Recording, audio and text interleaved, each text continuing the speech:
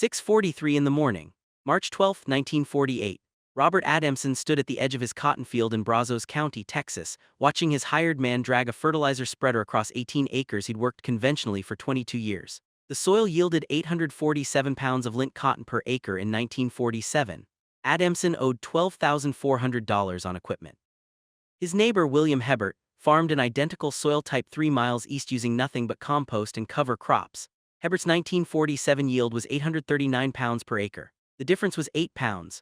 The assumption that created was worth more than any pat filed in the next 50 years. What proved it sat in a wooden filing cabinet in the extension office in College Station, Texas. The report was 47 pages.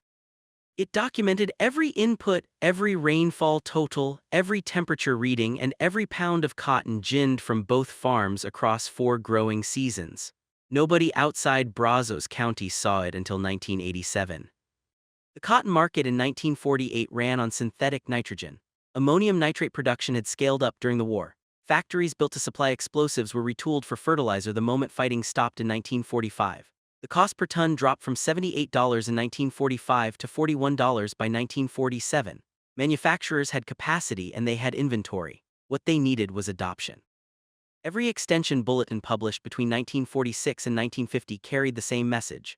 Modern yields required modern inputs. Synthetic nitrogen delivered predictable results. Organic methods were inefficient, inconsistent, and outdated. The University of Illinois published a comparison trial in 1947, showing conventional cotton outyielding organic by 340 pounds per acre. Clemson published similar findings in South Carolina. The trials ran for 1 season. They compared new synthetic applications against fields that had never been managed organically. The crops were measured in November and the publications went to print in January. Nobody ran the numbers past 3 years. Nobody controlled for soil type. Nobody documented the financial return per dollar invested instead of yield per acre. The assumption was that higher input costs were justified by higher output. That assumption was never tested against a multi-year organic system managed by someone who understood it. Robert Adamson had been farming cotton since 1926. He bought his land in Brazos County in 1929 with money saved working on his father's farm in Grimes County. He paid $47 per acre for 380 acres. The soil was a Lufkin fine sandy loam, moderately well-drained, prone to compaction below 8 inches. Adamson grew cotton, corn, and winter oats. He used ammonium nitrate starting in 1947 at rates recommended by the county agent. His 1947 cost per acre for fertilizer was $18. His yield that year was 847 pounds of lint per acre. Cotton sold for 32 cents per pound.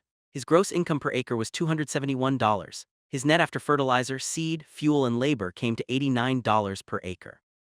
William Hebert had been farming the adjoining section since 1931.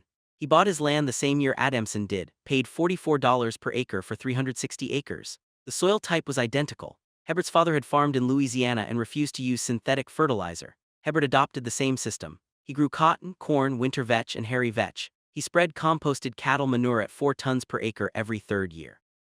He planted vetch after cotton and turned it under in February. His 1947 cotton yield was 839 pounds per acre. His fertilizer cost was $0. His compost came from his own cattle. His seed cost for vetch was $4 per acre every other year, averaged across the rotation. His gross income per acre in 1947 was $268. His net after all inputs was $142 per acre. The county agent in Brazos County in 1947 was a man named Eugene Whitfield. Whitfield had worked for Texas A&M Extension since 1939. He visited both farms in October 1947 during harvest. He walked Adamson's rows and measured plant height, boll count, and fiber length. He did the same on Hebert's land. The plants looked identical. The lint quality tested identical at the gin. The 8-pound difference in yield per acre fell within normal field variation.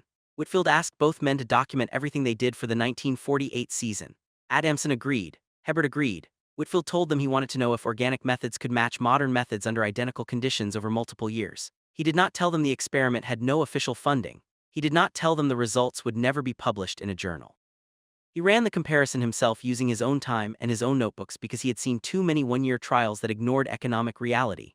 Whitfield understood that yield per acre was only half the equation. The other half was cost. A system that produced 8 fewer pounds per acre but cost $53 less per acre was objectively superior. The publications in 1947 did not calculate return on investment. They calculated yield and stopped. Whitfield measured both farms 4 times during the growing season in 1948. He visited on April 22, June 10, July 30, and October 14.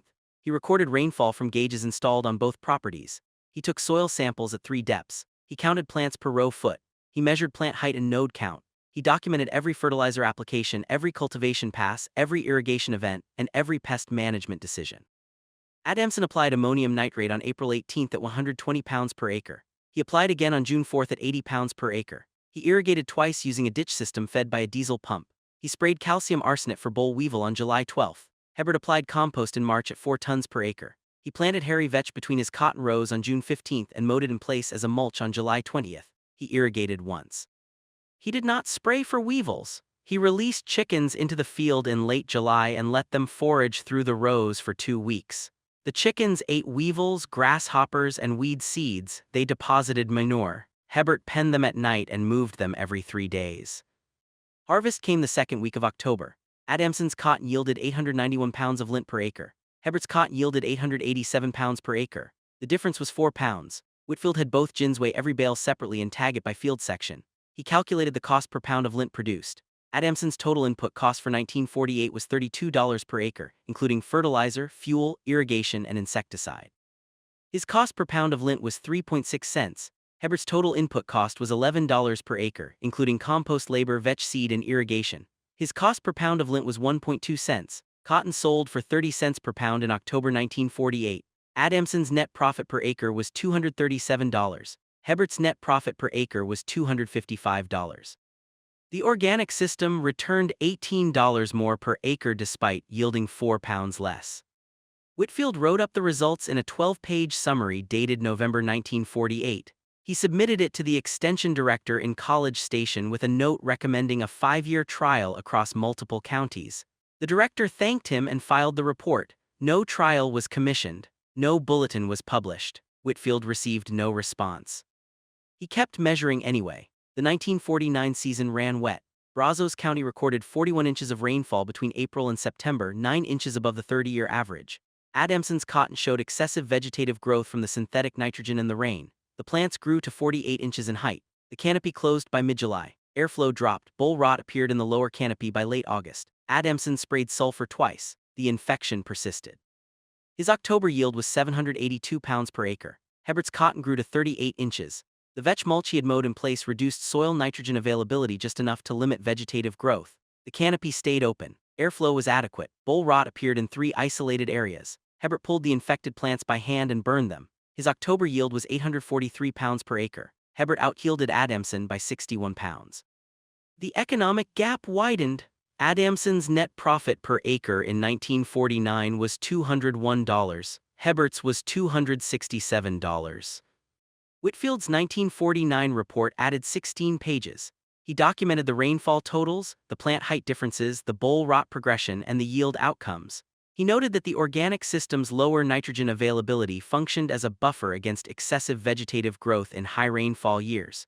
He noted that the conventional system had no equivalent buffer. The only tool available was to reduce nitrogen application rates preemptively, which required accurate long-range weather forecasting. No such forecasting existed in 1949. Whitfield submitted the updated report in December 1949. Again, no response. He asked the director directly in February 1950 why the data was not being published. The director told him the findings contradicted the recommendations in every extension bulletin published since 1946. Publishing would require retracting those recommendations. Retraction would require admitting the economic analysis had been incomplete.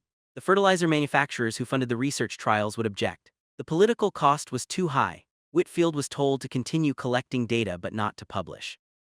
The 1950 season ran dry. Rainfall from April to September totaled 18 inches, 11 inches below average. Adamson irrigated 4 times. His irrigation cost per acre rose to $14. Hebert irrigated 3 times. His vetch mulch reduced evaporation and held soil moisture longer than bare ground. His irrigation cost per acre was $9. Both men's yields dropped. Adamson harvested 694 pounds per acre. Hebert harvested 701 pounds per acre. The organic system outyielded conventional by 7 pounds under drought conditions. The cost advantage widened further. Adamson's net profit per acre in 1950 was $164. Hebert's was $198. Whitfield now had 3 years of data showing yield parity and a consistent economic advantage for the organic system. The advantage held in average years, wet years, and dry years. The advantage increased when environmental conditions were unfavorable. Whitfield calculated the cumulative return per acre across the 3 years. Adamson's 3-year average net profit was $201 per acre. Herbert's was $240 per acre. The organic system returned $39 more per acre per year over a 3-year period, covering above-average rain, below-average rain, and average rain. Whitfield wrote a 23-page analysis in January 1951 and submitted it to the director with a formal request that it be published as an extension bulletin. The director refused. Whitfield was told that 3 years of data from 2 farms in 1 county was not sufficient to justify revering statewide recommendations. He was told that if he wanted the data published, he would need a minimum of 10 farm pairs across 5 counties, replicated for 5 years, with results peer-reviewed by an independent agricultural economist. Whitfield did not have the budget to run that study. He did not have the staff. He did not have the authority to commission it. What he had was a filing cabinet in the Bryan office with 3 years of documented evidence that the economic recommendations published by his own institution were wrong. He kept the reports in the cabinet. He told Adamson and Herbert he would continue measuring as long as they allowed it. Both men agreed. Whitfield measured through 1951, 1952, and 1953. The pattern held. Herbert's organic system matched or exceeded Adamson's conventional yields in 5 of the 6 years measured. The 1-year Adamson out-yielded Herbert was 1948 by 4 pounds per acre. The economic advantage for the organic system held in every year. The 6-year average net profit per acre for Adamson was $198. For Herbert, it was $242. The organic system returned $44 more per acre per year. Whitfield's final report was dated November 1953. It was 47 pages. It included soil test results, rainfall records, temperature data, input costs, labor hours, and financial returns for both farms across 6 growing seasons. It included photographs of plant growth at each measurement date. It included copies of the GIN receipts. It included a table showing the return on investment for every dollar spent on inputs. The organic system returned $4.32 for every dollar spent. The conventional system returned $3.67. Whitfield submitted the report in December 1953 with a cover letter stating that he had fulfilled the requirements outlined in 1951. He had 6 years of data. He had controlled for soil type, weather variation, and management skill. He had documented both agronomic and economic outcomes. He requested publication as a formal extension bulletin. The director denied the request in writing on January 14, 1954. The letter stated that the findings were too localized to support broad recommendations. It stated that the organic system's success was likely due to operator skill rather than system design. It stated that replicating Herbert's results would require a level of knowledge and management intensity that most farmers did not possess. It stated that synthetic nitrogen offered a more accessible path to yield improvement for the average operator. The letter concluded by thanking Whitfield for his work and recommending that the reports remain in the county office as a reference for local producers who inquired about organic methods. The data would not be published. It would not be submitted for peer review. It would not be referenced in any future extension materials. Whitfield retired in 1961. The filing cabinet stayed in the Bryan office. The reports stayed in the cabinet. County agents who worked in that office between 1961 and 1987 were not told the reports existed. The cabinet was moved twice during office renovations. In 1987, a graduate student named Laura Chen was researching the history of extension programs in Texas for a dissertation at Texas A&M. She was looking through old records in storage when she found Whitfield's reports. She read them. She contacted Whitfield, who was still alive and living in Bryan. He was 81 years old. He told her he had kept carbon copies of every report at home. He gave her the copies. She included a summary of the findings in her dissertation. The dissertation was filed in the university library in May 1988. It was not published as a journal article. It was not covered in any trade press. The findings remained obscure. The data Whitfield collected between 1947 and 1953 showed what the Agricultural Research Establishment would not formally acknowledge until the late 1990s. Organic systems managed by skilled operators could achieve yield parity with conventional systems while returning higher net profits per acre due to lower input costs. The yield parity was not accidental. It was the result of system-level design. Herbert's system used crop rotations, cover crops, composted manure, and integrated pest management not as substitutes for synthetic inputs but as functional replacements that addressed the same agronomic needs through different mechanisms. The vetch fixed nitrogen. The compost provided slow-release nutrients and improved soil structure. The chickens controlled pests. The mulch conserved moisture. Each component had a specific function. The system was not less intensive than the conventional system. It was differently intensive. It required more knowledge and more labor per acre. It required less capital. The economic advantage Whitfield documented was structural, not incidental. Hebert's system reduced purchased input costs from $32 per acre to $11 per acre. That $21 savings translated directly to profit in every year measured. The savings compounded across the farm. On 360 acres, the annual advantage was $7,560. Over 6 years, the cumulative advantage was $45,360. That amount was enough to pay off Hebert's land purchase twice. Adamson, farming conventionally with higher costs, generated less profit despite working the same soil type under the same weather conditions. The difference was not management skill. Both men were competent operators. The difference was system design. One system required ongoing capital expenditure to maintain yield. The other system built soil fertility over time and reduced capital requirements as soil function improved. The institutional response to Whitfield's data was not based on a dispute over the findings. The director did not question the measurements. He did not ask for third-party verification. He did not challenge the economic calculations. The decision to suppress publication was based on the political and financial consequences of admitting that the recommendations published since 1946 had been incomplete. Extension had advised thousands of Texas farmers to adopt synthetic nitrogen without calculating the return on investment. The advice had assumed that higher yields would always justify higher costs. Whitfield's data showed that assumption was false under real-world conditions on working farms. Admitting that would require retracting published recommendations. It would require explaining why the economic analysis had been omitted. It would require acknowledging that the research trials used to justify those recommendations had been too short and too narrow to capture system-level performance. Manufacturers who had funded those trials would lose the institutional endorsement their marketing relied on. Ammonium nitrate sales in Texas in 1953 totaled 1.8 million tons. The average price per ton was $52. Total sales were $93.6 million.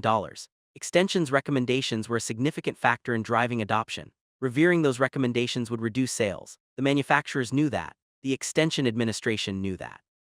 The financial incentive to suppress Whitfield's findings was clear and substantial. The decision was never stated in those terms. It was framed as a methodological concern. The data was too localized. The sample size was too small. The results could not be generalized. Those objections were technically accurate. They were also irrelevant. The data was sufficient to justify further investigation. The decision to prevent that investigation was not scientific. It was economic.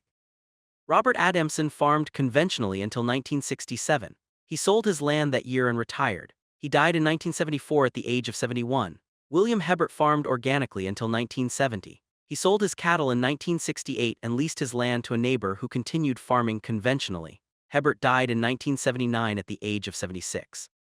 Neither man knew their farms had been the subject of a multi-year research trial that was suppressed for 34 years. Whitfield never told them the reports had been rejected for publication. He continued visiting both farms through the 1950s, but he stopped taking formal measurements after 1953. He told them the data had been helpful and thanked them for their cooperation. He did not tell them the findings contradicted institutional recommendations. He did not tell them the economic advantage they had documented was being ignored.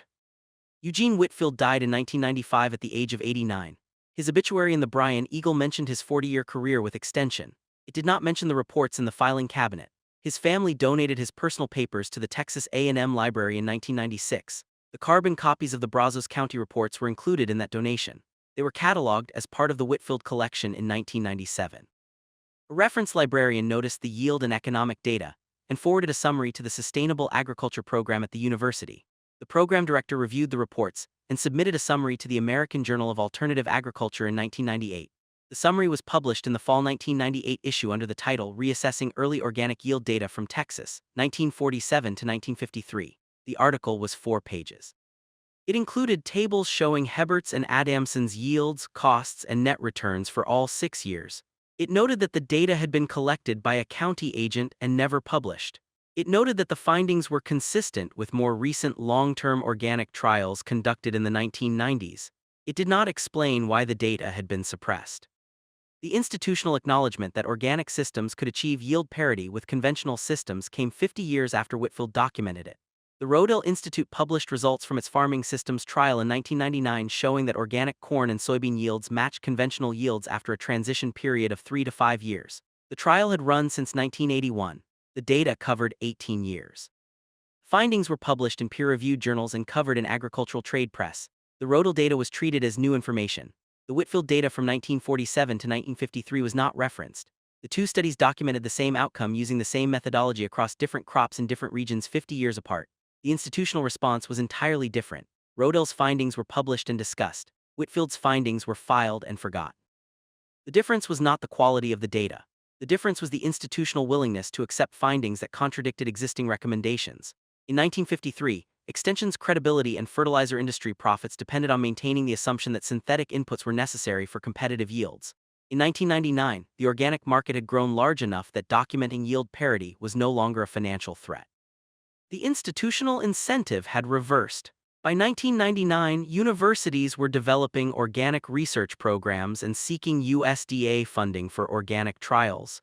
Publishing data that supported organic yield potential was advantageous. In 1953, it was not. The cost of that 50-year delay was measurable. Between 1953 and 1999, millions of acres of farmland were managed conventionally based on the assumption that organic systems could not achieve comparable yields. Farmers who adopted conventional systems took on input costs averaging $30 to $50 per acre per year. Over 50 years, that expenditure totaled $1,500 to $2,500 per acre. Farmers who transitioned to organic systems in the 1980s and 1990s reported yield parity within 5 years and reduced input costs within 3. If the data Whitfield collected in 1953 had been published and used to guide further research, the transition to lower input systems would have started decades earlier. The cumulative savings in input costs would have been in the billions. The reduction in synthetic nitrogen use would have reduced groundwater contamination, reduced fossil fuel consumption, and reduced greenhouse gas emissions from fertilizer production. The environmental and economic consequences of suppressing that data extended across 5 decades and millions of acres. The principle Whitfield identified in 1948 is the same principle that defines regenerative agriculture today. Biological systems can replace synthetic inputs when those systems are designed to perform the same functions. Nitrogen fixation, pest control, soil building, and water retention can all be managed through crop rotations, cover crops, compost, and integrated biological strategies. Those strategies require knowledge, planning, and labor. They do not require ongoing capital expenditure for synthetic inputs. The economic advantage of reducing purchased input costs compounds over time as soil function improves and external input requirements decrease. That advantage was visible in Hebert's financial returns between 1947 and 1953. It is visible in organic farm financial data published today. The time lag between when that advantage was documented and when it was institutionally acknowledged was 50 years. Whitfield's reports are stored in the Cushing Library at Texas A&M University in College Station. The originals are in the Whitfield collection, archived in acid-free folders in a climate-controlled vault. The reports are typed on onion skin paper using a manual typewriter. The pages are brittle. The ink is faded to pale gray in some sections. The soil test tables are hand-drawn. The rainfall data is recorded in pencil on graph paper. The financial calculations are done in the margins in Whitfield's handwriting. The reports are available to researchers by appointment. They are not digitized. They are not indexed in any searchable database. The library catalog lists them as County Agent Reports, Agricultural Extension, Texas, 1947 to 1953. The listing does not mention yield parity or organic agriculture.